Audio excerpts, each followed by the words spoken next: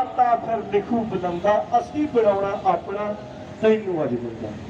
तो साडे सत्कारयोग ਸਿੰਘ जिन्ना चਿਰ नहीं देख याद हुंदा ते तेरी खूनी नहीं कदे कल्याण साडा राजपूत हो के मोया जीवदा ही ते बाकी पाउंदे जदों शैतान साडा तीर धर्म देखदा धो पहलों ते खोली फेर पे अपनी दुकान सारा महाराज इहदे दुकान नूं बंद कर। ये माधोदास चरणों दे डिग पिया।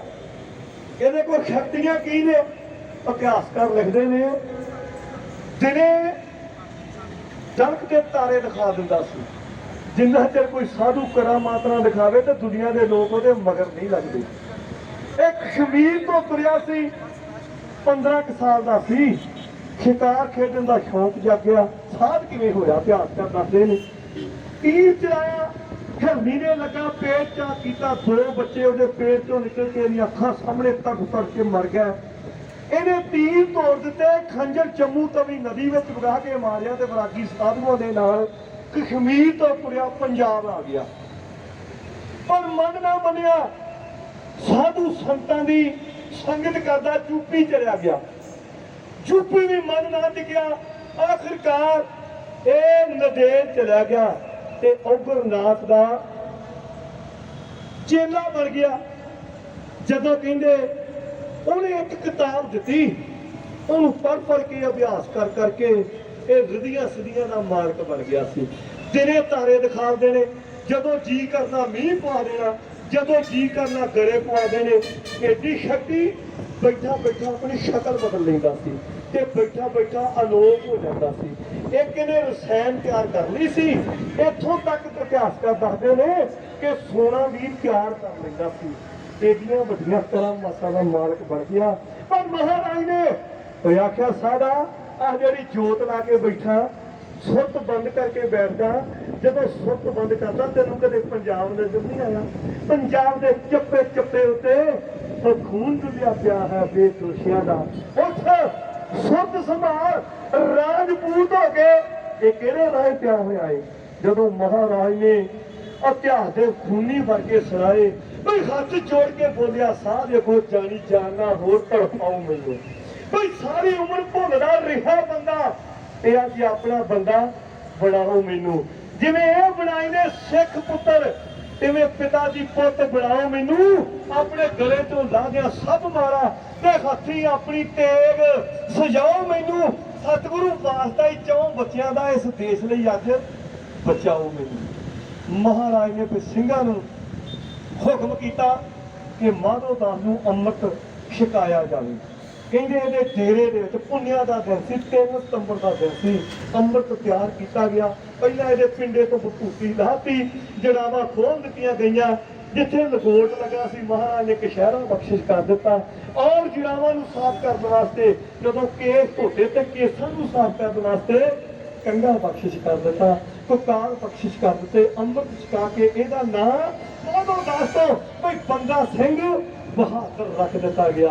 ये महाराज कहते हुण तू रोज साडे डेरे विच चल के आउणा। याद रखियो महाराज नदेड़ साहब की धरती से कोई बहुता लंबा समा नहीं रही। जे फिगर नोट करिए तो 1 महीना ते 5 दिन ही महाराज उत्थे रुके ने। 3 सितंबर 1708 को पुजे सी। अगे जिक्र करांगा कि महाराज सचखंड प्याला कदों कीता। लो महाराज ने गदावरी के कंधे ते तंबू ला दिते खैमे ला दिते। उधर हिंदुस्तान का बादशाह मंजिला तय करता बहादुर शाह यह भी नदेड़ पुज गया।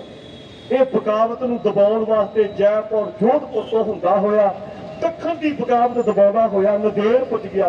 पर महाराज ने इहनूं तख्त लैके दिता सी दिल्ली का। हिंदुस्तान का बादशाह बनाया सी। इहदी मदद कीती सी और औरंगजेब का पुत्र सी। ते औरंगजेब 3 मार्च 1707 नूं महाराज की मुलाकात नहीं हुई। महाराज ने चिट्ठी लिखी ते चिट्ठी दे विच खरियां खरियां और चिट्ठी 110 शेरां दी सी जिहनूं आपां जफरनामा आखदे आ। और कहने चिट्ठी पढ़ के हिंदुस्तान का बादशाह यदि रूह कम गई ते चिट्ठी पढ़ के यदि मौत हो गई। पर कहने चिट्ठी पढ़ने तो पहला इन्हें 3 चिट्ठियां लिखियां सी। सूबे सरहद नूं चिट्ठी लिखी कि हुण गुरु गोबिंद सिंह के उत्ते कोई हमला ना किया जाए। लाहौर के सूबेदार जबरदस्त खान नूं चिट्ठी लिखी ਕਿ ਸ਼ਾਹੀ ਖਜ਼ਾਨੇ ਵਿੱਚੋਂ ਖਰਚਾ ਦਿੱਤਾ ਜਾਵੇਗਾ। ਮਹਾਰਾਜ ਨੂੰ ਇੱਧਰ ਦੱਖਣ ਲਿਆਂਦਾ ਜਾਵੇ ਤੇ ਇੱਕ ਚਿੱਠੀ ਮਹਾਰਾਜ ਨੂੰ ਗੁਰੂ ਗੋਬਿੰਦ ਸਿੰਘ ਮਹਾਰਾਜ ਨੂੰ ਲਿਖੀ ਸੀ ਕਿ ਤੁਸੀਂ ਇੱਧਰ ਆਓ, ਮੈਂ ਇਨਸਾਫ ਕਰਾਂਗਾ। ਪਰ ਮਹਾਰਾਜ ਨੇ ਚਾਲੇ ਪਾਏ, ਕਦੋਂ ਪਾਏ 20 ਅਕਤੂਬਰ 1706 ਨੂੰ। ਅਜੇ ਰਸਤੇ ਵਿੱਚ ਤੁਸੀਂ 3 ਮਾਰਚ 1707 ਨੂੰ ਹਿੰਦੁਸਤਾਨ ਦੇ ਬਾਦਸ਼ਾਹ ਦੀ ਮੌਤ ਹੋ ਗਈ। ਇਹਦੇ ਪੁੱਤਰਾਂ ਦੇ ਵਿੱਚ ਤਖਤ ਦੀ ਪ੍ਰਾਪਤੀ ਵਾਸਤੇ ਫਿਰ ਕਹਿੰਦੇ ਤਲਵਾਰ ਖੜਕੀ, ਬਹਾਦਰ ਸ਼ਾਹ ਆਇਆ। ਇਹਨੇ ਮਹਾਰਾਜ ਦੇ ਕੋਲੋਂ ਮਦਦ ਮੰਗੀ ਤੇ ਮਹਾਰਾਜ ਨੇ ਬਹਾਦਰ ਸ਼ਾਹ ਦੀ ਮਦਦ ਕੀਤੀ। 18 ਜੂਨ ਵਾਲੇ ਦਿਨ ਜੇਜੋ ਦੇ ਸਥਾਨ ਤੇ ਘਮਸਾਨ ਦਾ ਜੰਗ ਹੋਇਆ। ਬਹਾਦਰ ਸ਼ਾਹ ਤੇ ਤਾਰਾ ਆਜਮ ਦੀ ਟੱਕਰ ਹੋਈ। ਤਾਰਾ ਆਜਮ ਮਾਰਿਆ ਗਿਆ। ਬਹਾਦਰ ਸ਼ਾਹ ਨੂੰ ਹਿੰਦੁਸਤਾਨ ਦਾ ਬਾਦਸ਼ਾਹ ਡਿਕਲੇਅਰ ਕਰ ਦਿੱਤਾ ਗਿਆ। 19 ਜੂਨ 1707 ਨੂੰ ਬਹਾਦਰ ਸ਼ਾਹ ਤਖਤ ਤੇ ਬੈਠਾ। ਇਹਨੇ ਆਖਿਆ ਮਹਾਰਾਜ ਨੂੰ ਸਤਿਕਾਰ ਦੇ ਨਾਲ ਆਗਰੇ ਦੇ ਕਿਲੇ ਵਿੱਚ ਲਿਆਂਦਾ ਜਾਵੇ। ਮਹਾਰਾਜ ਕਹਿੰਦੇ 2 ਅਗਸਤ ਵਾਲੇ ਦਿਨ ਆਗਰੇ ਦੇ ਕਿਲੇ ਵਿੱਚ ਆਵਾਂਗੇ। ਮਹਾਰਾਜ 2 ਅਗਸਤ ਵਾਲੇ ਦਿਨ ਬਹਾਦਰ ਸ਼ਾਹ ਨੂੰ ਮਿਲਣ ਵਾਸਤੇ ਆਗਰੇ ਦੇ ਕਿਲੇ ਵਿੱਚ ਗਏ। ਜਦੋਂ ਮਹਾਰਾਜ ਪੁੱਜੇ ਨੇ, ਘੋੜੇ ਤੇ ਸਵਾਰ ਹੋ ਕੇ ਗਏ ਨੇ। ਬਾਦਸ਼ਾਹ ਗੇਟ ਉੱਤੇ ਲੈਣ ਵਾਸਤੇ ਆਇਆ। ਮਖਮਲੀ ਸੇਜਾਂ, ਫੁੱਲਾਂ ਦੀ ਵਰਖਾ ਕੀਤੀ ਗਈ, 21 ਤੋਪਾਂ ਦੀ ਸਲਾਮੀ ਦਿੱਤੀ ਗਈ। ਇਹਨੇ ਫਸਤਾਂ ਭੇਟ ਕੀਤੀਆਂ। ਅੱਜ ਹਿੰਦੁਸਤਾਨ ਦਾ ਬਾਦਸ਼ਾਹ ਖੱਬੇ ਬੰਨੇ ਬੈਠਾ ਤੇ ਦੀਨ ਦੁਨੀਆ ਦਾ ਸੱਚਾ ਪਾਤਸ਼ਾਹ ਸੱਜੇ ਬੰਨੇ ਚੰਦਨ ਦੀ ਚੌਂਕੀ ਉੱਤੇ ਬੈਠੇ ਨੇ। ਤੇ ਬਹਾਦਰ ਸ਼ਾਹ ਹੱਥ ਜੋੜ ਕੇ ਕਹਿਣ ਲੱਗਾ, ਸੱਚੇ ਪਾਤਸ਼ਾਹ ਜੇਕਰ ਤੁਸੀਂ ਮਦਦ ਨਾ ਕਰਦੇ ਮੈਂ ਹਿੰਦੁਸਤਾਨ ਦਾ ਬਾਦਸ਼ਾਹ ਨਹੀਂ ਸੀ ਬਣ ਸਕਦਾ। ਦੱਸੋ ਕੋਈ ਮੇਰੇ ਲਾਇਕ ਸੇਵਾ। ਮਹਾਰਾਜ ਕਹਿੰਦੇ ਬਹਾਦਰ ਸ਼ਾਹ ਤੇਰੇ ਕੋਲ ਅਸੀਂ ਕੁਝ ਕਾਨੂੰਨ ਪਾਸ ਕਰਵਾਉਣੇ ਨੇ। ਕਹਿੰਦਾ ਜੀ ਦੱਸੋ। ਮਹਾਰਾਜ ਨੇ ਆਖਿਆ ਕੋਈ ਸਾਡੀਆਂ ਸ਼ਰਤਾਂ ਨੇ। ਮਹਾਰਾਜ ਨੇ ਪਹਿਲੀ ਸ਼ਰਤ ਬੋਲੀ ਕਿ ਹਿੰਦੁਸਤਾਨ ਦਾ ਬਾਦਸ਼ਾਹ ਤਖਤ ਤੇ ਬੈਠ ਕੇ ਇਨਸਾਫ ਕਰੇਗਾ। ਇਹਨੇ ਸਾਈਨ ਕਰ ਦਿੱਤੇ। ਦੂਸਰੀ ਸ਼ਰਤ ਬੋਲੀ ਕਿ ਮਹਾਰਾਜ ਹਿੰਦੁਸਤਾਨ ਦਾ ਬਾਦਸ਼ਾਹ ਕਦੇ ਕਿਸੇ ਦੇ ਧਰਮ ਵਿੱਚ ਦਖਲ ਨਹੀਂ ਦੇਵੇਗਾ। ਇਹਨੇ ਇਸ ਸ਼ਰਤ ਉੱਤੇ ਵੀ ਸਾਈਨ ਕਰ ਦਿੱਤੇ। ਤੀਸਰੀ ਸ਼ਰਤ ਬੋਲੀ ਕਿ ਹਿੰਦੁਸਤਾਨ ਦਾ ਬਾਦਸ਼ਾਹ ਹਿੰਦੂਆਂ ਨੂੰ, ਮੁਸਲਮਾਨਾਂ ਨੂੰ, ਸਿੱਖਾਂ ਨੂੰ ਇੱਕੋ ਜਿਹਾ ਜਾਣੇਗਾ। ਇਹਨਾਂ ਵਿੱਚ ਕੋਈ ਵਿਤਕਰਾ ਨਹੀਂ ਹੋਣਾ ਚਾਹੀਦਾ। ਇਹਨੇ ਸਾਈਨ ਕਰ ਦਿੱਤੇ। ਤੇ ਚੌਥੀ ਸ਼ਰਤ ਸਖਤ ਸੀ। ਮਹਾਰਾਜ ਆਖਿਆ ਉਹ ਤਰਿੰਦੇ ਜਿਨ੍ਹਾਂ ਨੇ ਛੋਟੇ ਸਾਹਿਬਜ਼ਾਦੇ ਨੀਹਾਂ ਵਿੱਚ ਚਿਣ ਕੇ ਸ਼ਹੀਦ ਕੀਤੇ ਨੇ ਨਾ, ਉਹ ਮੇਰੇ ਹਵਾਲੇ ਕੀਤੇ ਜਾਣ। ਕਹਿੰਦਾ ਮਹਾਰਾਜ ਥੋੜਾ ਜਿਹਾ ਸਮਾਂ ਦੇ ਦਿਓ, ਅਜੇ ਮੈਂ ਸ਼ਰਤ ਲਾਗੂ ਨਹੀਂ ਕਰ ਸਕਦਾ। ਮਹਾਰਾਜ ਕਹਿਣ ਲੱਗੇ ਸਮਾਂ ਲੈ ਲਾ, ਪਰ ਇਹ ਸ਼ਰਤ ਲਾਗੂ ਹੋਣੀ ਚਾਹੀਦੀ। ਜਦੋਂ ਸਮਝੌਤਾ ਹੋ ਗਿਆ, ਇੱਕ ਸਰਹੰਦ ਤੋਂ ਸੱਜਦ ਗਿਆ ਸੀ, ਉਹ ਸੜ ਗਿਆ। ਉਹਨੇ ਆਖਿਆ ਬਾਬਰ ਕਿਆਂ ਦੀ ਤੇ ਬਾਬੇ ਕਿਆਂ ਦੀ ਪਹਿਲੀ ਵਾਰੀ ਬਣੀ ਹੈ। ਉੱਠ ਕੇ ਖੜਾ ਹੋ ਗਿਆ, ਕਹਿਣ ਲੱਗਾ ਮਹਾਰਾਜ ਬਾਬਰ ਕੀ ਤੇ ਬਾਬੇ ਕਿਆਂ ਦੀ ਪਹਿਲੀ ਵਾਰੀ ਬਣੀ ਹੈ ਤੇ ਗੁਰੂ ਨਾਨਕ ਦੀ ਗੱਦੀ ਪੀਰਾਂ ਫਕੀਰਾਂ ਦੀ ਗੱਦੀ ਹੈ ਤੇ ਪੀਰੀ ਦੀ ਛੱਤ ਖਾ ਕਰਾਮਾਤ। ਅੱਜ ਕੋਈ ਆਗਰੇ ਦੇ ਕਿਲੇ ਵਿੱਚ ਕਰਾਮਾਤ ਹੀ ਦਿਖਾਓ। ਮਹਾਰਾਜ ਕਹਿੰਦੇ ਸੱਜਦ ਸਾਹਿਬ ਯਾਦ ਰੱਖੀ, ਜਿਹੜੀ ਕਰਾਮਾਤ ਹੈ ਖੁਦਾ ਦੀ ਬਖਸ਼ਿਸ਼ ਹੈ, ਪਰ ਬਿਨਾਂ ਵਜ੍ਹਾ ਦਿਖਾਈਏ ਤੇ ਖੁਦਾ ਦਾ ਕਹਿਰ ਹੈ। ਕਹਿੰਦਾ ਨਹੀਂ ਕੁਝ ਨਾ ਕੁਝ ਕਰਾਮਾਤ ਦਿਖਾਓ। ਮਹਾਰਾਜ ਨੇ ਬਹਾਦਰ ਸ਼ਾਹ ਨੂੰ ਗੁਰ ਕਰ ਦਿੱਤੀ। ਕਹਿੰਦੇ ਸੱਜਦ ਜੀ ਯਾਦ ਰੱਖਿਓ ਹਿੰਦੁਸਤਾਨ ਦਾ ਬਾਦਸ਼ਾਹ ਇਹ ਕਰਾਮਾਤ ਦਾ। ਕਹਿੰਦਾ ਜੀ ਬੰਦਾ। ਮਹਾਰਾਜ ਕਹਿੰਦੇ ਨਹੀਂ, ਇਹਦੇ ਹੁਕਮ ਦੇ ਨਾਲ ਲੱਖਾਂ ਬੰਦੇ ਕਤਲ ਕੀਤੇ ਜਾ ਸਕਦੇ ਨੇ ਤੇ ਲੱਖਾਂ ਕੈਦੀ ਰਿਹਾ ਕੀਤੇ ਜਾ ਸਕਦੇ ਨੇ। ਅਮੀਰਾਂ ਨੂੰ ਗਰੀਬ ਤੇ ਗਰੀਬਾਂ ਨੂੰ ਅਮੀਰ ਬਣਾਇਆ ਜਾ ਸਕਦਾ। ਇੱਕ ਵੱਡੀ ਕਰਾਮਾਤ ਨਹੀਂ ਹੋ ਸਕਦੀ। ਕਹਿੰਦਾ ਜੀ ਮੰਨ ਲਿਆ, ਕੋਈ ਹੋਰ ਕਰਾਮਾਤ ਦਿਖਾਓ। ਮਹਾਰਾਜ ਨੇ ਸੋਨੇ ਦੀਆਂ ਮੋਹਰਾਂ ਸਟੇਜ ਤੇ ਸੁੱਟੀਆਂ। ਮਹਾਰਾਜ ਕਹਿੰਦੇ ਸੱਜਦ ਸਾਹਿਬ ਯਾਦ ਰੱਖਿਓ ਦੁਨੀਆ ਦੇ ਉੱਤੇ ਇਸ ਤੋਂ ਵੱਡੀ ਤਾਕਤ ਪੈਸਾ ਹੈ। ਪੈਸੇ ਦੇ ਨਾਲ ਨੇਤਾ ਖਰੀਦੇ ਜਾਂਦੇ ਨੇ, ਲੀਡਰ ਖਰੀਦੇ ਜਾਂਦੇ ਨੇ ਔਰ ਕੌਮਾਂ ਵਿੱਚ ਇਨਕਲਾਬ ਲਿਆਂਦਾ ਜਾ ਸਕਦਾ, ਦੰਗੇ ਕਰਾਏ ਜਾ ਸਕਦੇ ਨੇ, ਫਸਾਦ ਕਰਾਏ ਜਾ ਸਕਦੇ ਨੇ। ਦੁਨੀਆ ਦੇ ਉੱਤੇ ਹਕੂਮਤ ਤੋਂ ਵੱਡੀ ਕਰਾਮਾਤ ਹੈ ਇਹ ਉਹ ਮਾਇਆ। ਕਹਿੰਦਾ ਜੀ ਮੰਨ ਲਿਆ ਮਾਇਆ ਵੀ ਕਰਾਮਾਤ ਆ, ਪਰ ਮੈਂ ਤਾਂ ਕੋਈ ਤੁਹਾਡੀ ਕਰਾਮਾਤ ਦੇਖਣੀ ਚਾਹੁੰਦਾ। ਇਹ ਚਾਹੁੰਦਾ ਸੀ ਕਿ ਮਹਾਰਾਜ ਜਾਦੂਗਰਾਂ ਵਾਂਗ ਤਮਾਸ਼ੀ ਕਰਨ। ਪਰ ਮਹਾਰਾਜ ਨੂੰ ਜਦੋਂ ਤੀਜੀ ਵਾਰੀ ਇਹਨੇ ਸਵਾਲ ਕੀਤਾ ਤੇ ਹਜ਼ੂਰ ਨੇ ਤਲਵਾਰ ਮਿਆਨ ਚੋਂ ਬਾਹਰ ਕੱਢੀ, ਇਹਦੇ ਸਿਰ ਤੇ ਰੱਖ ਦਿੱਤੀ। ਜਦੋਂ ਨੰਗੀ ਤਲਵਾਰ ਸੱਜਦ ਦੇ ਸਿਰ ਤੇ ਡਿੱਗੀ, ਇਹ ਘਬਰਾ ਗਿਆ। ਮਹਾਰਾਜ ਕਹਿੰਦੇ ਸਾਡੀ ਕਰਾਮਾਤ ਸਾਡੀ ਤਲਵਾਰ ਹੈ। ਤਲਵਾਰ ਦੇ ਨਾਲ ਤਖਤ ਤੇ ਬੈਠੇ ਬਾਦਸ਼ਾਹ ਨੂੰ ਭਿਖਾਰੀ ਬਣਾਇਆ ਜਾ ਸਕਦਾ ਹੈ ਤੇ ਤਲਵਾਰ ਦੇ ਨਾਲ ਭਿਖਾਰੀ ਨੂੰ ਬਾਦਸ਼ਾਹ ਬਣਾਇਆ ਜਾ ਸਕਦਾ। ਉਹ ਸਤਨਾਮ ਸ਼੍ਰੀ ਵਾਹਿਗੁਰੂ। ਤੇ ਹੁਣ ਸ਼ਰਤ ਲਾਗੂ ਨਹੀਂ ਹੋਈ। ਬਹਾਦਰ ਸ਼ਾਹ ਪੁੱਜ ਗਿਆ 8 ਸਤੰਬਰ ਵਾਲੇ ਦਿਨ। 8 ਸਤੰਬਰ ਵਾਲੇ ਦਿਨ ਜਦੋਂ ਮਹਾਰਾਜ ਦੇ ਸਾਹਮਣੇ ਜਾਣ ਲੱਗਾ, ਸੋਚਿਆ ਛੱਤ ਲਾਗੂ ਨਹੀਂ ਹੋਈ, ਪਰ ਮਹਾਰਾਜ ਨੇ ਇੱਕ ਗੱਲ ਆਖੀ ਸੀ ਆਗਰੇ ਦੇ ਕਿਲੇ ਵਿੱਚ ਕਿ ਮਾਇਆ ਵੀ ਕਰਾਮਾਤ ਹੈ।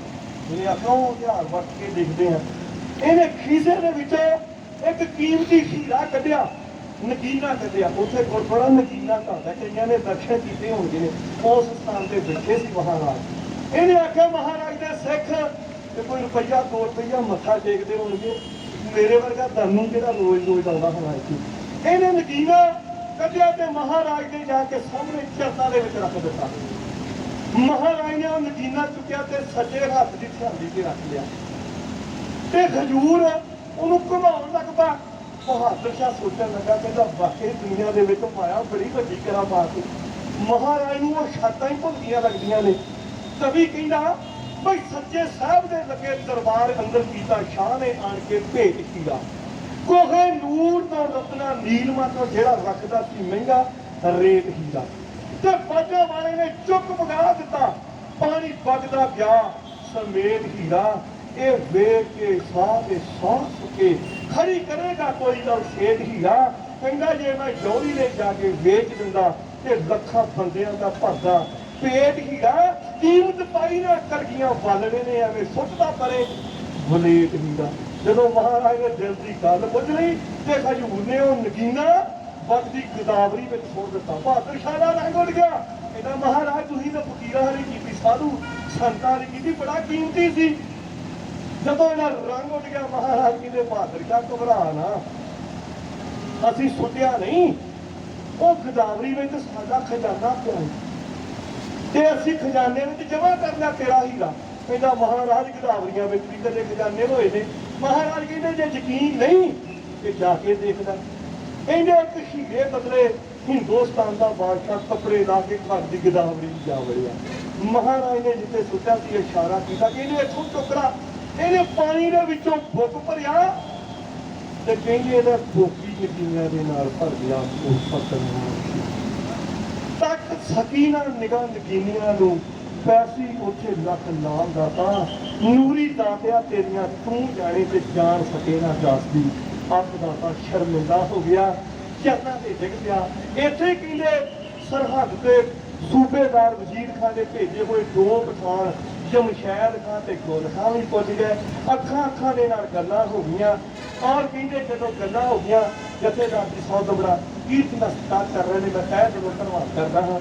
ਤਾਂ ਕਹਿੰਦੇ ਨੇ ਜਵਾਨ ਲੱਗਦੇ ਗਏ। ਬੰਦਾ ਸਿੰਘ ਬਹਾਦਰ ਰੋਜ਼ ਦਰਬਾਰ ਵਿੱਚ ਆਉਂਦਾ ਰਿਹਾ।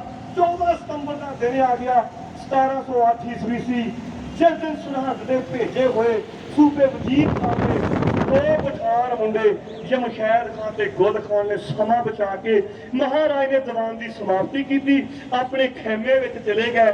ਔਰ ਜਮਸ਼ੈਦ ਖਾਨ ਉਸ ਤੰਬੂ ਦੇ ਵਿੱਚ ਜਾ ਵੜਿਆ ਜਿੱਥੇ ਮਹਾਰਾਜ ਆਰਾਮ ਕਰਨ ਵਾਸਤੇ ਉਸ ਤਖਤ ਪੋਸ਼ ਤੇ ਬਰਾਜੇ ਨੇ। ਤੇ ਮਹਾਰਾਜ ਨੇ ਜੇ ਕਮਰ ਕੱਸਾ ਨਹੀਂ ਸੀ ਖੋਲਿਆ, ਚੌਰ ਕਰਦੇ ਸਿੱਖ ਨੂੰ ਇਸ਼ਾਰਾ ਕੀਤਾ, ਉਹ ਬਾਹਰ ਚਲਿਆ ਗਿਆ। ਜਮਸ਼ੈਦ ਖਾਨ ਉੱਠਿਆ, ਇਹਨੇ ਸਮਾਂ ਤਾੜ ਕੇ ਖੰਜਰ ਕੱਢਿਆ, ਜਿਹਨੂੰ ਜ਼ਹਿਰ ਦੀ ਪਾਨ ਚੜੀ ਹੋਈ ਸੀ। ਇਹਨੇ ਮਹਾਰਾਜ ਦੀ ਖੱਬੀ ਬੱਖੀ ਦੇ ਉੱਤੇ ਖੰਜਰ ਦਾ ਵਾਰ ਕਰ ਦਿੱਤਾ। ਇਹਦੇ ਜੇ ਕਮਰ ਕੱਸਾ ਖੁੱਲਾ ਹੁੰਦਾ ਸ਼ਾਇਦ ਉਹ ਵਾਰ ਡੂੰਘਾ ਨਾ ਹੁੰਦਾ। ਕਮਰ ਕੱਸਾ ਲੱਗਾ ਸੀ। ਮਹਾਰਾਜ ਦਾ ਦਿਲ ਵੀ ਚੀਰਿਆ ਗਿਆ, ਜਿਗਰ ਵੀ ਚੀਰਿਆ ਗਿਆ, ਅੰਤੜੀਆਂ ਵੀ ਚੀਰੀਆਂ ਗਈਆਂ। ਉਹ ਚਿੱਟੀ ਚਾਦਰ ਲਹੂ ਦੇ ਨਾਲ ਲੱਥ-ਪੱਥ ਹੋ ਗਈ। ਮਹਾਰਾਜ ਬਿਜਲੀ ਦੀ ਫੁੱਟੀ ਵਾਂਗ ਉੱਠੇ। ਇਹ ਪਠਾਨ ਬਾਹਰ ਕਰਕੇ ਦੌੜਨ ਲੱਗਾ। ਮਹਾਰਾਜ ਨੇ ਖੱਬੇ ਹੱਥ ਨਾਲ ਧੌਣ ਤੋਂ ਫੜ ਲਿਆ, ਜਾਮੇ ਤੋਂ ਫੜ ਲਿਆ, ਔਰ ਸਰਾਣੇ ਵੱਲ ਪਈ ਤਲਵਾਰ ਚੱਕੀ। ਮਹਾਰਾਜ ਵਾਰ ਕਰਨ ਲੱਗੇ, ਇਹਦੇ ਪੱਲ 2 ਪੱਲ ਵੀ ਰੋਕਿਆ। ਕਿਉਂ? ਡਾਕਟਰ ਵੀਰ ਸਿੰਘ ਜੀ ਲਿਖਦੇ ਨੇ ਮਹਾਰਾਜ ਨੇ ਤੱਕਿਆ ਕਿ ਪਠਾਨ ਦੇ 2 ਵਿਸ਼ਵਾਸ ਬਾਕੀ ਰਹਿ ਗਏ, ਇਹਦੇ ਦੁਨੀਆ ਤੋਂ ਅਵਗਤਾ ਹੀ ਨਾ ਤੁਰ ਜਵੇ। ਤੇ ਜਦੋਂ 2 ਪਲ ਬੀਤ ਗਏ ਤੇ ਮਹਾਰਾਜ ਨੇ ਜਮਸ਼ੈਦ ਖਾਨ ਦੀ ਧੌਣ ਤੇ ਜਦੋਂ ਤਲਵਾਰ ਦਾ ਵਾਰ ਕੀਤਾ, ਕਹਿੰਦਾ ਹਾਏ ਅੰਮਾ। ਮਹਾਰਾਜ ਕਹਿੰਦੇ ਜਮਸ਼ੈਦ ਖਾਨ ਹੁਣ ਤੇ ਵਕਤੇ ਆਖਰ ਹੈ, ਅੰਮਾ ਨਹੀਂ ਅੱਲਾ ਨੂੰ ਯਾਦ ਕਰ। ਇਹਦੇ ਮੂੰਹੋਂ ਨਿਕਲਿਆ ਅੱਲਾ। ਇਹਦੀ ਕਹਿੰਦੇ ਮੌਤ ਹੋ ਗਈ। ਗੁਲ ਖਾਂ ਬਾਹਰ ਖੜਾ ਸੀ, ਦੌੜਨ ਲੱਗਾ, ਉਹ ਖਾਲਸੇ ਦੇ ਹੱਥ ਆ ਗਿਆ। ਔਰ ਕਹਿੰਦੇ ਖਾਲਸੇ ਨੇ ਉਹਨੂੰ ਗੱਡੀ ਚਾੜ ਦਿੱਤਾ। ਖਬਰਾਂ ਸੰਗਤਾਂ ਵਿੱਚ ਪੁੱਜ ਗਈਆਂ। ਡਾਕਟਰ ਸੱਦਿਆ ਗਿਆ, ਬਹਾਦਰ ਸ਼ਾਹ ਤੱਕ ਖਬਰਾਂ ਹੋਈਆਂ। ਅੰਗਰੇਜ਼ ਡਾਕਟਰ ਭੇਜਿਆ ਗਿਆ, ਉਹਨੇ ਆ ਕੇ ਮਹਾਰਾਜ ਦਾ ਜ਼ਖਮ ਧੋਤਾ टंके ला दिते। उन्हें आखा महाराज घबराओ ना, मैं 10-12 दिन बाद तुहानू इशनान करवा देवांगा। और कहते महाराज रोज 10 सोने दियां मोहरां इहनू दिंदे ने। अंग्रेज डॉक्टर दा नाम सी कालो सी। और कहते महाराज दा इलाज चल रहा सी, हजूर दा प्रोग्राम सी कि असीं आप जाके सूबे सरहद दे कोलों छोटे साहिबजादियां दी शहादत दा बदला लैंदे। पर प्रोग्राम बदलना पै गया। बहादुर शाह ते बंदे रोज भेजदा सी पता लैण वास्ते। एक दिन बाबा बंदा सिंह बहादुर हजूर के चरणों में बैठा है, कहने लगा सच्चे पातशाह जेकर तुसीं हुण पंजाब नहीं जा सकदे ते मैनू आग्या देवो, मैं पंजाब जाके सूबे सरहद दे कोलों बदला लवांगा। महाराज कहने जे तू साडा बंदा ते रोक बंदगी दे विच बंद, कदे हस कटवाउणे पैणगे सोहणे सिੱਖੀ ਲਈ बंद बंद है। रोपड़ो उरे सिंह जी एक वसे शहर सरहंद, जिथे उसरी 13 पौनू एक भैड़ी खूनर कंध विच गंगा ते गंगू डुबिया ते नाले सुच्चा नंद मुल्ला मलाने सुधने लड़ी मार ते मीए पसंद तो शक्ति ले जा फंदिया हुण पै जा पंजाब दे बंद। महाराज ने एक नगारा एक झंडा 5 तीर ते 20 ਸਿੰਘਾਂ ਦਾ जथा दे के पंजाब दे लोकां नूं चिट्ठियां लिख दित्तियां माचा मालवा दबाबा कि साडा भेजिया होया बंदा सिंह बहादुर पंजाब आ रहा, इहदे मोढे दे नाल मोढा ला के खड़ जाओ ताकि छोटे साहिबजादियां दी शहादत दा बदला लिया जा सके। और 26 सितंबर वाले दिन महाराज दे कहंदे और टंके खोल दिते गए, इशनान करवा दिता गया। पर महाराज ने थापड़ा दे के बाबा बंदा सिंह बहादुर नूं पंजाब नूं रवाना कर दिता सी। तभी कहंदा मैं कोई आग्या पान देर तो फिर बंदा चढ़िया और रोह दखन देश तो हर वांगू हरिया वो आउंदा वल पंजाब दे ना राह विच खड़िया। भाई 2-3 बार सरहद तो वो पिछे लड़िया, जब आप अपन सरहद की धरती ते बढ़िया हुण चेता जालम खान दा सप सीने लड़िया। वो बत मुछां नूं चाहदा गुस्से विच सड़िया, और सारा जिस्म क्रोध नाल दुध वांगू करिया ते सिंह बुला के सूरमे हाथ कागज फड़िया। मैं पिछे दूर सरहद तो लिखता परवाना, मैं बंदा 10वें गुरा दा गल सुन ले खाना, मैं वैर लैन ली आ गया रख तली ते जाना वो तेरा की बगाड़िया। मासूम नताना ते जिनके मारे नीया विच पापी सुल्ताना, और तू ही उसे मौत दा हाथ बन लै काना। वो चलनिया तेरे शीश ते ओही किरपाना, दिखदा तेरे बचन दा ना कोई सोच बहाना ते सिंह आगा बन के जोगना खावणगे या ना हो के वीर आसन लैके कोरा कागज भाई करके गुरु गोबिंद सिंह महाराज नूं याद छज के बोले सुन हार सत श्री अकाल दा जकारा। बाबा बंदा सिंह बहादुर सूबे सरहद ते चिट्ठी लिख रहा बड़ो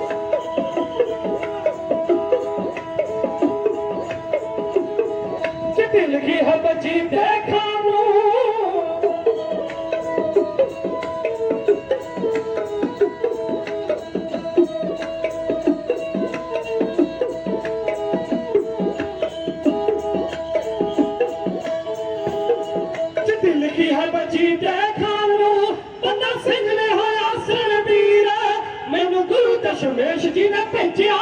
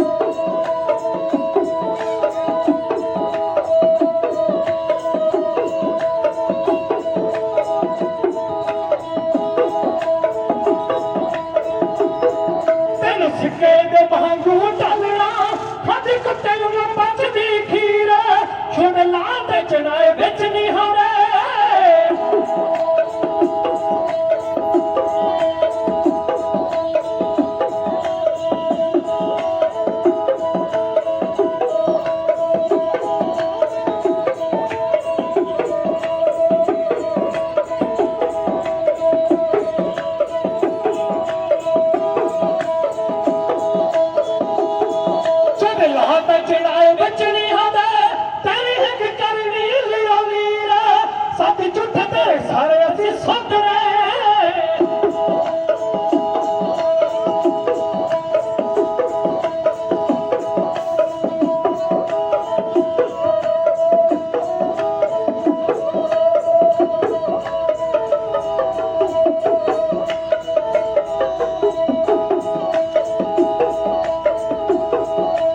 ਝੂਠੇ ਤੇਰੇ ਸਾਰੇ ਅਸੀਂ ਸੁਧਰੇ ਤਿੱਖੀ ਹੱਥ ਨਾਲ ਰੱਖੇ ਸ਼ਮਸ਼ੀਰ ਮੇਰੇ ਸਿਰ ਦਾ ਜੋ ਰਹੇਗਾ ਨਾ ਸਖਣਾ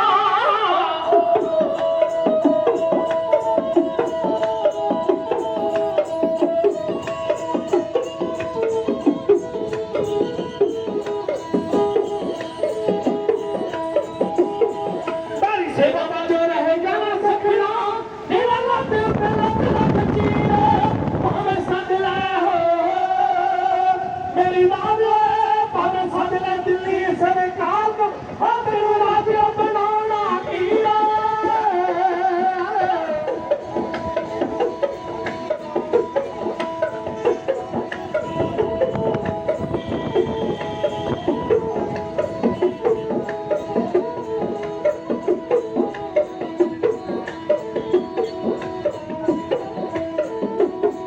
ਭਾਵੇਂ ਸਾਡੇ ਦਿੱਲੀ ਸਰਕਾਰ ਸੱਦ ਲੈ ਦਿੱਲੀ ਸਰਕਾਰ ਨੂੰ ਤੈਨੂੰ ਰਾਜਾ ਬਣਾਉਣਾ ਕੀਆ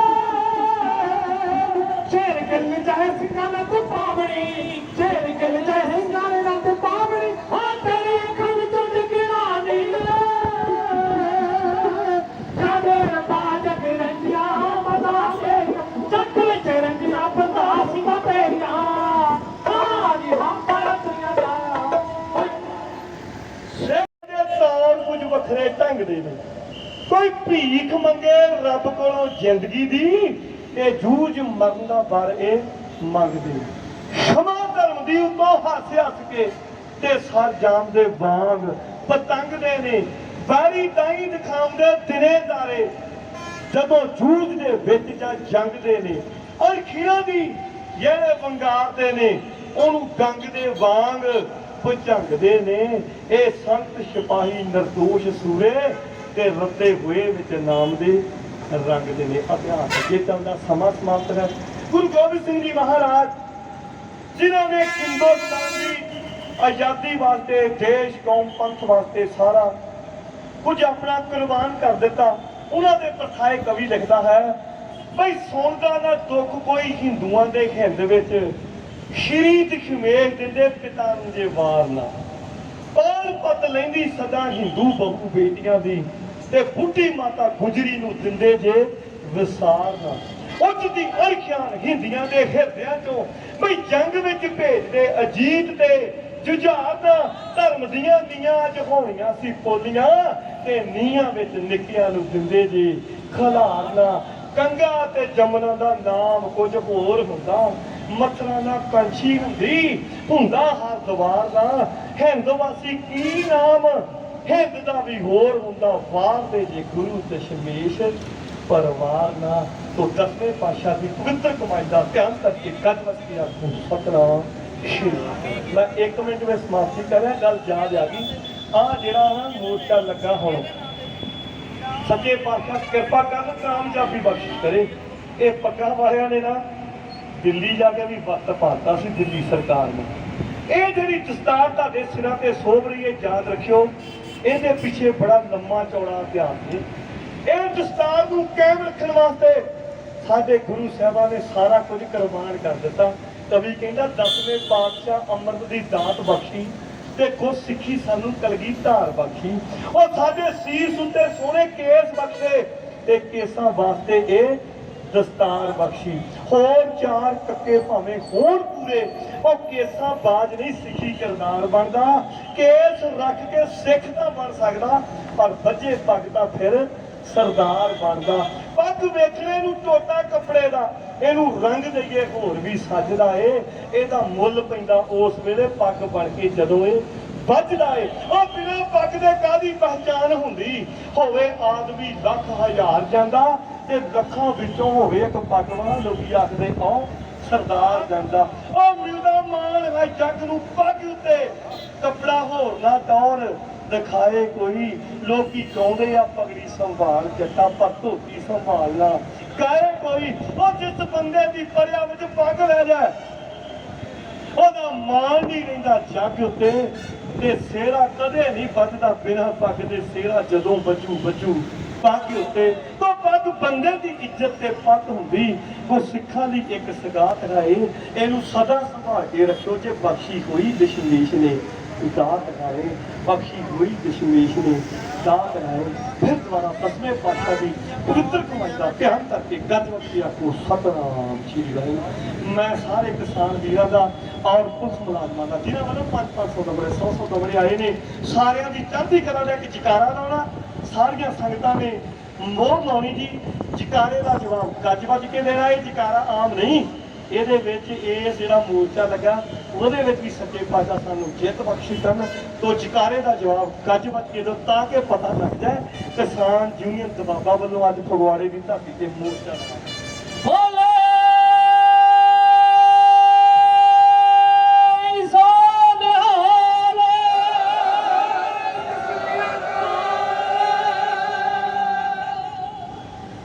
किसान मजदूर एकता जिंदाबाद जिंदा है तो जिंदाबाद सदा रहेगी। तो समूह सिख संगतां का बहुत बहुत धन्यवाद। सेवक ढाडी जत्था जो आप जी की खिदमत में सेवा कर रहा सी। सरंगी मास्टर परमजीत सिंह जी शेरगिल, ढाडी साथी सुरजीत सिंह जी और ढाडी साथी जगतार सिंह जी बसरा साहब, दास हरनेक सिंह बुलंदा, पिंड डाकखाना बुलंदा, तहसील नकोदर डिस्ट्रिक्ट जलंधर होईयां भुल्लां चुक्कां दी खिमा जो प्यार का सबूत। आउण वाला समा बड़े सुलझे हुए वीर ने सकत्तर साहब उन्हां दे कोलों सरवण करो जी। दास नूं बुलाओ फतेह आखो जी वाहिगुरू जी का खालसा वाहिगुरू जी। ਇੱਥੇ ਸਾਡੀ ਗੁਲਾਮੀ ਹੈ। ਉਹ ਮੱਥਾ ਟੇਕਣ ਆਇਆ, ਕਹਿੰਦੇ ਜੀ ਭਗਤ ਸਿੰਘ ਦੀ ਖੜਕਣੀ ਬਹੁਤ ਵੱਡਾ ਮੋਰਚਾ ਫਤਿਹ ਕਰਕੇ ਆਇਆ। ਮੈਂ ਕਹਿੰਦਾ ਜੇ ਕਿਸੇ ਦੇ ਘਰ ਦੇ ਵਿੱਚ ਇੱਕ ਬੱਚਾ ਨਸ਼ੇ ਨੂੰ ਲੱਗਿਆ ਹੋਵੇ ਨਾ, ਉਹਦਾ ਬੱਚਾ ਉਸ ਪਰਿਵਾਰ ਨੂੰ ਪੁੱਛਿਆ ਜਾਣੇ ਉਹਦੇ ਤੇ ਕੀ ਬੀਤਦੀ ਹੈ। ਇਹੋ ਜਿਹੇ ਲੋਕਾਂ ਨੂੰ ਮੱਥੇ ਟਿਕਾਉਂਦੇ ਫਿਰਦੇ ਆ, ਇੱਕ ਦੂਜੇ ਨੂੰ ਟਾਂਚਾ ਕਰ ਬੜੇ ਜ਼ੁਲਮ ਦੀ ਗੱਲ ਹੈ। ਇੱਥੇ ਅਸੀਂ 3 ਸਾਲ ਤੋਂ ਆਪਣਾ ਗੰਨਾ ਵੇਚ ਕੇ ਇਹਦਾ ਪੈਸਾ ਮੰਗ ਰਹੇ ਹਾਂ, ਸਾਨੂੰ ਮਿਲ ਰਿਹਾ। ਇਹਦਾ ਮਤਲਬ ਗੁਲਾਮ ਹੀ ਹੈ ਨਾ ਅਸੀਂ। ਇਸ ਕਰਕੇ ਜਿਹੜੀ ਸਾਡੀ ਹੋਂਦ ਆ, ਗੁਰੂ ਸਾਹਿਬ ਨੇ 4 ਪੁੱਤ ਵਾਰੇ ਪਰਿਵਾਰ ਵਾਰ ਦਿੱਤਾ ਸਾਡੀ ਹੋਂਦ ਦੀ ਖਾਤਰ। ਇਹ ਗੱਲ ਕੀ ਸਾਡੀ ਅੱਜ ਹੋਂਦ ਫੇਰ ਡੁੱਬੀ ਖੜੀ ਹੈ। ਨਹੀਂ ਤਾਂ ਸਾਡੇ ਪੈਸੇ ਸਾਨੂੰ ਨਾ ਮਿਲਣ, ਸਾਡੇ ਕੋਲ ਭਈਏ ਪੈਸੇ ਲੈ ਕੇ ਜਾਂਦੇ ਕਿ ਨਹੀਂ ਆਪਾਂ ਜਦੋਂ ਦਿੰਦੇ ਉਹਨਾਂ ਨੂੰ। ਕੋਈ ਸਾਨੂੰ ਉਧਾਰ ਦੇਣ ਨੂੰ ਤਿਆਰ ਨਹੀਂ ਹੁੰਦਾ। ਕਿਉਂ ਨਹੀਂ ਹੁੰਦਾ? ਜੇ ਸਾਡਾ ਵਿਹਾਰ ਮਾੜਾ ਤਾਂ ਸਾਨੂੰ ਉਧਾਰ ਮੁੜ ਕੇ ਦਿੰਦਾ ਨਹੀਂ। ਆ ਮੇਲ ਵਾਲੇ ਦਾ ਸਾਰਾ ਮਾੜਾ ਵਿਹਾਰ, ਅਸੀਂ ਫੇਰ ਵੀ ਗੰਨੇ ਦੇਈ ਜਾਂਦੇ ਦਿੱਤੇ ਨਾ। 3 ਸਾਲ ਹੋ ਗਏ ਆਪਾਂ ਨੂੰ ਗੰਨੇ ਦਿੰਦਿਆਂ ਨੂੰ। ਇਹਦਾ ਕਾਰਨ ਕੀ ਆ? ਵੀ ਜਿਹੜੇ ਸਾਡੇ ਚੌਧਰੀ ਆ ਨਾ, ਉਹ ਚੌਧਰੀ ਐਂਡ ਤੇ ਜਦੋਂ ਚਾਹ ਦਾ ਕੱਪ ਅੰਦਰ ਬਹਿ ਕੇ ਪਲਾ ਦਿੰਦੇ ਆ, ਚੌਧਰੀ ਇਹਦੇ ਸਰ ਜਾਂਦਾ ਮੰਗਰ ਦੇ ਕੀ ਕਰਨ। ਜੇ ਪਿਛਲੇ ਸਾਲ ਹੀ ਚੌਧਰੀ ਥੋੜੀ ਜਿਹੀ ਜਾਨ ਰੱਖਦੇ ਨਾ, 4 ਦਿਨ ਹੋਰ ਕੱਢ ਜਾਂਦੇ ਤੇ ਮੈਂ ਵਾਅਦੇ ਨਾਲ ਕਹਿਣਾ ਪਿਛਲੇ ਪੈਸੇ ਤੁਹਾਨੂੰ ਮਿਲ ਜਾਣੇ। ਖਤਰਾ ਸਾਨੂੰ ਇਹ ਪੈ ਗਿਆ ਵੀ ਸਾਡਾ ਗੰਨਾ ਕਿੱਥੇ ਜਾਊ। ਤੇ ਜੇ ਰੱਬ ਨੂੰ ਕੋਈ ਗੜਾ ਪੈ ਕੇ ਮਾਰ ਹੋ ਜੇ, ਕੋਈ ਫਸਲ ਮਰ ਜਾ, ਫੇਰ ਵੀ ਤਾਂ ਝੱਲਦੇ ਆ। ਸਾਡੇ ਕੋਲ ਝੱਲੀ ਨਹੀਂ ਜਾਂਦੀ ਕੀ ਗੰਨਾ ਕਿੱਥੇ ਜਾਊ, ਫਲਾਨੀਆਂ ਮਿਹਨਤਾਂ ਕੀ ਕਰੂਗੀ। ਅਸੀਂ ਇੱਥੋਂ ਪਿਛਲੇ ਸਾਲ ਦੀ ਮਾਰ ਖਾਧੀ, ਪਿਛਲੇ ਸਾਲ ਖਾਧੀ, ਅੱਗੋਂ ਵੀ ਖਾ ਗਏ। 3 ਸਾਲ ਦੇ ਪੈਸੇ ਨਹੀਂ ਮਿਲੇ। ਅੱਜ ਇਹ ਸੜਕਾਂ ਤੇ ਬੈਠੇ ਆ, ਇਸ ਕਰਕੇ ਬੈਠੇ ਕਿ ਆਪਣੇ ਪੈਸੇ ਮੰਗਣ। ਕਿਉਂਕਿ ਸਾਨੂੰ ਭਿਖਾਰੀ ਬਣਾਤਾ ਇਹ ਸਰਕਾਰ ਨੇ। ਇਹਨਾਂ ਸਰਕਾਰਾਂ ਨੇ ਭਿਖਾਰੀ ਬਣਾਤਾ। ਪਿੰਡਾਂ 'ਚ ਕਣਕਾਂ ਡਿੱਗੀ ਜਾਂਦੇ ਆ, ਅਸੀਂ ਹਰੇਕ ਚੀਜ਼ ਡਿੱਗੀ ਜਾਂਦੇ। ਸਾਨੂੰ ਆਹ ਮਿਲਣਾ, ਮੁਫ਼ਤ ਆਹ ਮਿਲਣਾ, ਅਸੀਂ ਗੋਰੇ ਹੋ ਗਏ। ਬੇਕਾਰ ਕਰਤਾ ਸਾਨੂੰ। ਸਾਡੀ ਜਿਹੜੀ ਅਣਖਿਆ ਵੀਰ ਉਹ ਤਾਂ ਹੀ ਕਾਮਯਾਬ ਰਹਿ ਸਕਦੀ ਹੈ ਜੇ ਅਸੀਂ ਗੁਰੂਆਂ ਪੀਰਾਂ ਦੀ ਗੱਲ ਤੇ ਲੱਗੀਏ। ਗੁਰੂ ਨਾਨਕ ਪਾਤਸ਼ਾਹ ਮਹਾਰਾਜ ਨੇ ਸਾਨੂੰ ਕਿਰਤ ਕਰਨ ਲਾਇਆ, ਖੇਤੀ ਕਰਨ ਲਾਇਆ। ਉਹਦੇ ਵਿੱਚ ਇੰਨੀ ਬਰਕਤ ਆ। ਆਪਾਂ ਰੋਂਦੇ ਫਿਰਦੇ ਆ ਕਿ ਖੇਤੀ ਹੁਣ ਜਿਹੜੀ ਹੈ ਇਹ 'ਚ ਬਰਕਤ ਨਹੀਂ, ਇਹ 'ਚ ਪੈਸਾ ਨਹੀਂ ਹੈ। ਤੇ ਗੁਰੂ ਨਾਨਕ ਪਾਤਸ਼ਾਹ ਨੇ ਲੰਗਰ ਚਲਾਇਆ, ਉਹਦੇ 'ਚ ਕਿਉਂ ਬਰਕਤ ਹੈ? ਉੱਥੇ ਗੱਲੇ ਭਰੇ ਫਿਰਦੇ, ਉੱਥੇ ਸਾਧ ਲੜਦੇ ਫਿਰਦੇ, ਮੇਰਾ ਲੰਗਰ ਅਸੀਂ ਲਾਉਣਾ, ਅਸੀਂ ਲੰਗਰ ਦੁੱਗਣੇ ਤੋਂ ਉੱਥੇ ਪੈਸੇ ਇਕੱਠੇ ਹੋ ਜਾਂਦੇ। ਇਹ ਖੇਤੀ ਬਾਬੇ ਨਾਨਕ ਨੇ ਚਲਾਈ, ਇਹ 'ਚ ਕਿਉਂ ਨਹੀਂ ਪੈਸੇ ਇਕੱਠੇ ਹੁੰਦੇ? ਅਸੀਂ ਇੱਕ ਦੂਜੇ ਤੋਂ ਮੋਹਰੇ ਹੋ ਦੌੜ ਕੇ ਆਪਾਂ ਨੁਕਸਾਨ ਕਰਦੇ ਹਾਂ। ਸਾਨੂੰ ਆਪਣੀ ਦੌੜ ਲੱਗੀ ਆ, ਅਸੀਂ ਦੂਜੇ ਨੂੰ ਦੇਖਦੇ ਨਹੀਂ। ਜੇ ਸਾਰੇ ਇਕੱਠੇ ਹੋ ਕੇ ਤੁਰੀਏ ਤੇ ਵੀਰੋ ਕਦੇ ਘਾਟ ਨਹੀਂ ਆਉਂਦੀ ਹੈਗੀ। ਆੜ ਸਿਰਫ ਇਸੇ ਕਰਦੀ ਹੈ ਕਿ ਸਾਡੀ ਆਪੋ ਆਪਣੀ ਜਿਹੜੀ ਦੌੜ ਹੈ ਉਹੀ ਸਾਨੂੰ ਥੱਲੇ ਲਾਈ ਜਾਂਦੀ ਹੈ। ਸੋ ਮੈਂ ਇਹ ਗੱਲ ਕਹਿਣੀ ਚਾਹੁੰਦਾ ਕਿ ਆਪਾਂ ਨੂੰ ਜਿੰਨਾ ਚਿਰ ਆਪਾਂ ਇੱਕ ਮੁੱਠ ਨਹੀਂ ਹੁੰਦੇ, ਅਸੀਂ ਚੋਰਾਂ ਨੂੰ ਪਛਾਣਾਂਗੇ ਕਦੋਂ 76 ਸਾਲ ਹੋ ਗਏ। ਆ ਮੋਦੀ ਸਾਹਿਬ ਨੇ ਹੁਣ ਕੀ ਕੀਤਾ ਹੈ, ਇਹ ਸਾਨੂੰ ਪਰਖਦੇ ਰਹਿੰਦੇ ਆ। ਇਹ ਲੋਕ ਸਾਨੂੰ ਪਰਖਦੇ ਕਰਕੇ ਆ ਹੁਣ ਝੰਡਾ ਦਿੰਦੇ ਸੀ, ਕਹਿੰਦੇ ਜੀ ਇਹ ਝੰਡਾ ਲਓ 25 ਰੁਪਏ ਦਾ। ਉਹ ਕਿਸੇ ਕੋਲ ਰਾਸ਼ਨ ਕਾਰਡ ਕੱਢ ਦਿਆਂਗੇ, ਤੈਨੂੰ ਆਹ ਨਹੀਂ ਮਿਲਣਾ ਜੇ ਝੰਡਾ ਨਾ ਖਰੀਦਿਆ। ਉਹਨੂੰ ਬੰਦਾ ਪੁੱਛੇ ਕਿ ਕੋਈ 25 ਰੁਪਏ ਹੋਵੇ ਤੇ ਨਿਆਣਿਆਂ ਵਾਲੀ ਖੰਡ ਪੱਤੀ ਨਾ ਖਰੀਦੇ। ਜ਼ਬਰਦਸਤੀ ਉਹਨੂੰ ਲੋਕਾਂ ਨੂੰ ਇਹ ਝੰਡੇ ਦੇ ਰਹੇ ਤੇ ਸਾਡੇ ਬੁੱਧ ਦੇ ਲੋਕਾਂ ਨੇ ਉਹ ਝੰਡੇ ਲਾਏ ਵੀ ਆਪਣੇ ਕੋਠਿਆਂ ਤੋਂ। ਇਹ ਜੀ ਭਾਰਤ ਦਾ ਝੰਡਾ। ਇਸ ਭਾਰਤ ਦੇ ਵਿੱਚ ਮਹਾਰਾਜਾ ਰਣਜੀਤ ਸਿੰਘ ਦੇ ਰਾਜ ਵਿੱਚ ਝੰਡਾ ਨਿਸ਼ਾਨ ਸਾਹਿਬ ਕੇਸਰੀ ਹੁੰਦਾ ਸੀ, ਜਿਹਨੇ ਇੰਨੀ ਦੁਨੀਆ ਤੇ ਰਾਜ ਕੀਤਾ ਸੀ। ਗਰੀਬਾਂ ਦੇ ਘਰਾਂ ਵਿੱਚ ਦਾਣੇ ਆਪਣੇ ਸਿਰ ਤੇ ਰੱਖ ਕੇ ਛੱਡ ਕੇ ਆਉਂਦੇ ਸੀ। ਉਹ ਅਸੀਂ ਝੰਡੇ ਨੂੰ ਕਿਸੇ ਸਰਕਾਰ ਦਿੱਤਾ? ਅਸੀਂ ਹਜੇ ਵੀ ਮੈਂ ਦੇਖਦਾ ਲੋਕਾਂ ਦੇ ਘਰਾਂ 'ਚ ਝੰਡੇ ਆਏ ਆ। ਪਿੱਛੇ ਪਹਿਲਾਂ ਉਹਨਾਂ ਨੇ ਜੇ ਕਰੋਨਾ ਵੇਲੇ ਕਿਹਾ ਵੀ ਕਰੋਨਾ ਦੌਰ 'ਚ ਤੁਸੀਂ ਥਾਲੀਆਂ ਤੇ ਚਮਚੇ ਖੜਾਓ, ਬਹੁਤ ਲੋਕਾਂ ਨੇ ਖੜਕਾਏ ਆ। ਇਹ ਉਹ ਬੋਲਾ ਸੀਗਾ ਜਿਹਨੂੰ ਫੜਾ ਕੇ ਉਹਨਾਂ ਨੇ ਦੌੜ ਜਾਣਾ ਸੀ। ਫਿਰ ਉਹਨਾਂ ਨੇ ਕਿਹਾ ਕਿ ਤੁਸੀਂ ਹੁਣ ਆਪਣੇ ਕੋਠਿਆਂ ਉੱਤੇ ਨਾ ਮੋਮਬੱਤੀਆਂ ਜਗਾਓ। ਇਹ ਦੌੜ ਚਲੋ ਸਮਝਦੇ ਰਹੇ ਵੀ ਲੋਕ ਮੂਰਖ ਆ, ਮਗਰ ਲੱਗ ਲੋਕ ਆ, ਇਹਨਾਂ ਨੂੰ ਸਮਝੇ ਨਹੀਂ। ਇਹ ਕਰੋਨਾ ਦੌਰਾਨ ਲਈ ਹਸਪੀਟਲ ਚਾਹੀਦੇ ਆ, ਡਾਕਟਰ ਚਾਹੀਦੇ ਆ, ਤਾਂ ਸਾਰੀਆਂ ਤਾਂ ਮੋਮਬੱਤੀਆਂ ਨਾਲ ਭੁਲਾਉਣ ਲੱਗ ਜਾਂਦੇ ਆ। ਪਿੱਛੋਂ ਅਸੀਂ ਮਾਰ ਖਾਧੀ ਆ। ਜਿੰਨਾ ਚਿਰ ਸਾਧੂਆਂ ਦੀ ਸੰਗਤ ਨਹੀਂ ਆਪਾਂ ਕਰਦੇ, ਸਾਧੂਆਂ ਤੋਂ ਬਲ ਮਿਲਦਾ ਹੈ। ਸਾਧ ਕੀ ਸੰਗਤ ਕਦੇ ਬਿਰਥੀ ਨਹੀਂ ਜਾਂਦੀ। ਦਾਸ ਨੇ ਸਕੂਲ ਤਾਂ ਗਿਆ ਕੋਈ ਨਹੀਂ, ਪਸ਼ੂ ਚਾਰਨ ਦਾ ਬੜਾ ਸ਼ੌਕੀਨ ਸੀ। ਪਸ਼ੂ ਮੇਰੇ ਬਾਪ ਨੇ ਕਹਿਣਾ ਬਹੁਤ ਵਧੀਆ ਮੱਝਾਂ ਰਜਾ ਕੇ ਲਿਆਉਂਦਾ ਬਾਹਰੋਂ। ਲੇਕਿਨ ਸਾਧੂਆਂ ਦੀ ਸੰਗਤ ਕਰਕੇ ਹੀ ਮੈਂ ਮੈਚ ਤੇ ਬੋਲਣ ਲੱਗਾ ਕਿ ਸਾਧੂਆਂ ਦੀ ਬਖਸ਼ ਹੋਈ। ਇਸ ਕਰਕੇ ਪੜ੍ਹਿਆ ਤੇ ਨਾ ਪੜ੍ਹਿਆ ਇੱਕੋ ਜਿਹਾ ਹੁੰਦਾ ਜਦੋਂ ਆਪਾਂ ਗੁਰਬਾਣੀ ਦੇ ਲੜ ਲੱਗ ਜਾਈਏ। ਗੁਰਬਾਣੀ ਇੰਨਾ ਬਲ ਦਿੰਦੀ ਹੈ, ਤਾਕਤ ਦਿੰਦੀ ਹੈ। ਉਹ ਮੇਰੇ ਇਲਾਕੇ ਤੋਂ ਬੰਦੇ ਸੂਣ ਤੋਂ ਵੀ ਆਏ ਆ। ਮੇਰੇ ਪਰਿਵਾਰ ਦੇ ਵਿੱਚ ਜਿਹੜੀ ਹਜੇ ਵੀ ਕਾਲੀ ਉਹ ਭੱਜੇ ਫਿਰਦੇ ਆ, ਜਿਹੜੇ ਕੱਲ ਵੀ ਉੱਥੇ ਝੋਲੀ ਚੱਕ ਕੇ ਤੁਰੇ ਫਿਰਦੇ ਸੀ ਮਜੀਠੀਏ ਨੂੰ ਮੱਥਾ ਟਿਕਾਉਣ ਲਈ। ਤੇ ਦਾਸ ਨੇ ਜਦੋਂ ਬਗਰਾੜੀ ਦਾ ਕਾਂਡ ਹੋਇਆ ਉਦੋਂ ਹੀ ਉਹਨਾਂ ਕਾਲੀਆਂ ਨੂੰ ਛੱਡ ਦਿੱਤਾ ਸੀ। ਕਦੇ ਅਸੀਂ ਉਹਨਾਂ ਨੂੰ ਮੱਥੇ ਲਾਉਂਦੇ ਜਿਹੜੇ ਸਾਡੇ ਧਰਮ ਦੇ, ਸਾਡੀ ਸਿੱਖੀ ਦੇ ਏਡੇ ਕਾਤਲ ਲੋਕ ਹੋਣ, ਅਸੀਂ ਉਹਨਾਂ ਨੂੰ ਮੱਥੇ ਟਿਕਾਉਂਦੇ ਫਿਰੀਏ।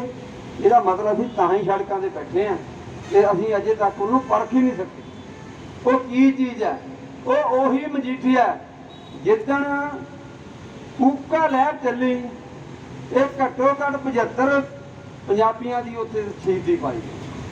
ਜੇ ਉਸ ਵੇਲੇ ਜਲਿਆਂ ਵਾਲੇ ਬਾਗ 'ਚ ਗੋਲੀ ਚੱਲੀ ਤੇ 17,000 ਬੰਦਾ ਮਾਰਿਆ ਗਿਆ ਤੇ 17 ਦਾ 17 ਪੰਜਾਬੀਆਂ ਦਾ। ਅਜੇ ਅਸੀਂ ਭਿਖਾਰੀ,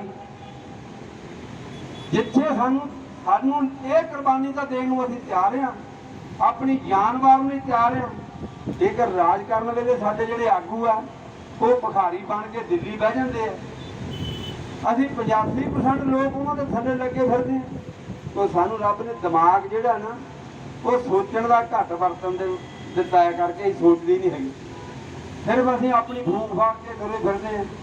ਜਦੋਂ ਦੇਖ ਲਓ ਜੱਟਾਂ ਨੂੰ ਫੂਕ ਦੇਣ ਦਾ ਢੰਗ ਹੀ ਹੈ, ਕੋਈ ਇਹ ਤੇ ਫਿਲਮ ਕੱਢ ਦਿਓ, ਇਹਦਾ ਜੱਟ ਦਾ ਗੜਾਸਾ, ਜੱਟ ਦੀ ਜ਼ਮੀਨ, ਜੱਟੀ ਫਸਲਾ, ਇਹਨੂੰ ਐਦਾਂ ਚਮੜਾ ਚਮੜੂਗੇ ਲੋਕੀ ਵਰਤੀ ਜਾਂਦੇ ਆ ਤੇ ਵਰਤ ਵੀ ਹੋ ਰਹੇ।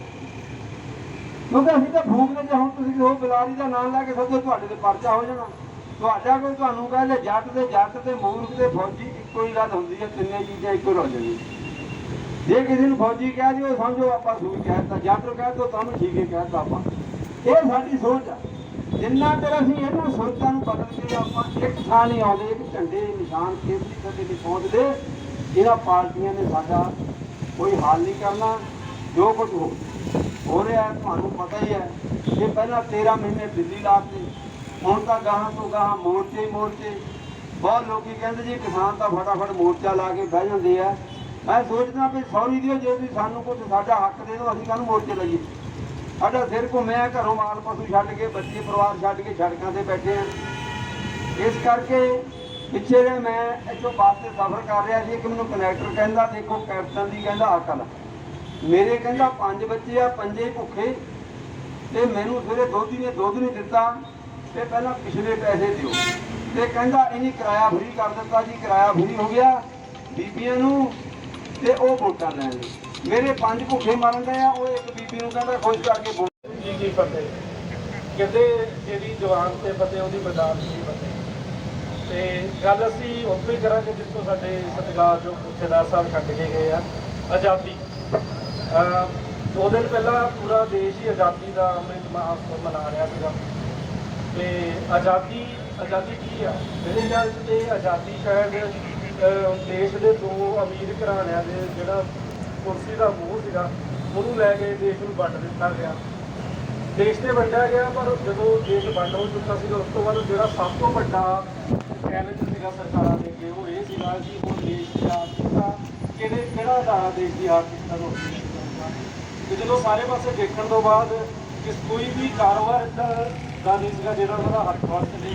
ਤੇ ਉਸ ਟਾਈਮ ਤੇ ਇੱਕ ਹੀ ਕਾਰੋਬਾਰ ਸੀ ਜਿਹਨੇ ਦੇਸ਼ ਦੀ ਆਰਥਿਕਤਾ ਨੂੰ 85% ਹਿੱਸਾ ਪਾ ਕੇ ਉਹਨੂੰ ਅੱਗੇ ਲੈ ਕੇ ਗਿਆ, ਉਹ ਸੀਗਾ ਖੇਤੀਬਾੜੀ।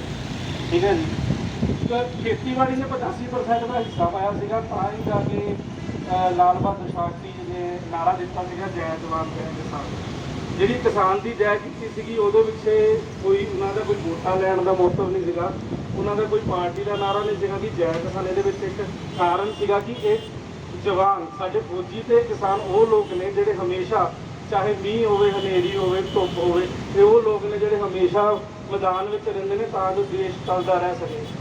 ਇਹ ਤਾਂ ਬਹੁਤ ਸਾਲ ਪੁਰਾਣੀ ਗੱਲ ਆ, ਸ਼ਾਇਦ 2 ਸਾਲ ਪਹਿਲਾਂ ਦੀ ਗੱਲ ਆ ਕਿ ਕਰੋਨਾ ਨਾਮ ਦੀ ਬਿਮਾਰੀ ਆਈ ਸੀਗੀ। ਸਾਰੇ ਲੋਕ ਆਪਣੀਆਂ ਜ਼ਿੰਦਗੀਆਂ ਦੇ ਮੋਹ ਦੇ ਵਿੱਚ ਵਸ ਕੇ ਘਰਾਂ ਦੇ ਵਿੱਚ ਵੜ ਕੇ ਰਹਿ ਗਏ ਸੀਗੇ। ਪਰ ਉਦੋਂ ਵੀ ਜਦੋਂ ਸਭ ਤੋਂ ਪਹਿਲਾਂ ਸਰਕਾਰ ਨੇ ਕੋਈ ਕਿੱਤੇ ਨੂੰ ਅੱਗੇ ਲੈ ਜਾਣ ਦੀ ਕੋਸ਼ਿਸ਼ ਕੀਤੀ, ਉਹਨਾਂ ਨੇ ਪਹਿਲਾਂ ਇਹੀ ਕਿਹਾ ਸੀਗਾ ਕਿ ਅਨਾਜ ਮੰਡੀਆਂ ਖੋਲ੍ਹ ਦਿਓ, ਕਿਉਂਕਿ ਅਗਰ ਤੁਸੀਂ ਘਰਾਂ ਵਿੱਚ ਵੀ ਲੱਗੇ ਰਹੇ ਹੋ, ਘਰਾਂ ਵਿੱਚ ਵੀ ਰਹਿਣਾ ਹੈ ਤੇ ਤੁਹਾਨੂੰ ਰੋਟੀ ਖਾਣੀ ਬਹੁਤ ਜ਼ਰੂਰੀ ਸੀ। ਇਹ ਉਹੀ ਕਿਸਾਨ ਸੀਗੇ ਜਿਨ੍ਹਾਂ ਨੇ ਬਾਹਰ ਨਿਕਲ ਕੇ ਆਪਣੀ ਖੇਤੀਬਾੜੀ ਨੂੰ ਜਾਰੀ ਰੱਖਿਆ ਤੇ ਤੁਸੀਂ ਸਾਰੇ ਅੰਦਰ ਬਹਿ ਕੇ ਰੋਟੀ ਖਾ ਰਹੇ ਸੀਗੇ। ਸਾਰੇ ਸ਼ੇਅਰ ਕਰਦੇ ਹੁਣ ਕੱਲੀ ਫਿਲਮ ਹੀ ਨਾ ਬਣਾਈ ਚੱਲਿਓ। 13 ਮਹੀਨੇ ਤੁਸੀਂ ਨੰਗਲ ਦਾਣੇ ਦਾ ਲੈਣ ਜਾਓਗੇ। ਲੈਟ ਮਿਲਣੀ ਚਾਹੀਦੀ ਆ। ਜਦੋਂ ਖਜ਼ਾਨੇ 'ਚ ਪੈਸਾ ਹੀ ਨਹੀਂ ਹੈਗਾ ਤੇ ਉਹਦੀ ਕਰਾਂਗੇ ਕੀ, ਬਿੱਲ ਦੇਵਾਂਗੇ ਤਾਂ ਖਜ਼ਾਨੇ 'ਚ ਪੈਸਾ ਹੋਊਗਾ, ਬਿਜਲੀ ਬਣਾਉਣਗੇ ਜਾਂ ਸਾਡੀ ਲਾਈਟ ਠੀਕ ਕਰਨਗੇ। ਪਰ ਖਜ਼ਾਨਾ ਦਾ ਆਪੇ ਖਾਲੀ ਰਹਿਣਾ ਚਾਹੀਦਾ, ਦਿੰਦੇ ਕੁਛ ਨਹੀਂ, ਕਿਉਂਕਿ ਅਸੀਂ ਵੀ ਮੁਕਤ ਖੋਰੇ ਹੋ ਗਏ। ਅਸੀਂ ਨਹੀਂ ਚਾਹੁੰਦੇ ਵੀ ਅਸੀਂ ਮੁਕਤ ਖੋਰੇ ਹੋਈਏ।